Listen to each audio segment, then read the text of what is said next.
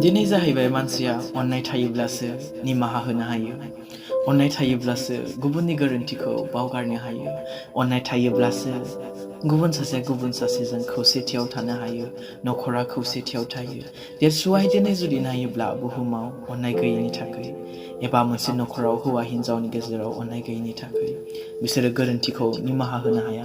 बेनिखायनो बोसोनाव बुंनाया 1 करिन्थियानि लिरनाय 13 अध्याय 4निफ्राय जुदि नायोब्ला जोङो मोननो हायो।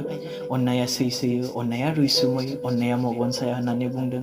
देरगाया एबा दुगा खालामा, अन्नाया इनाय खालामा एबा गावनिखौल' नाया एबा राग जोङा। अन्नाया रावनिबो गोरोन्थि मावनायफोरखौ गोसोआव लाया। अन्नाया इनायाव खुसि जाया, नाथाय नंगौआव रंजायो।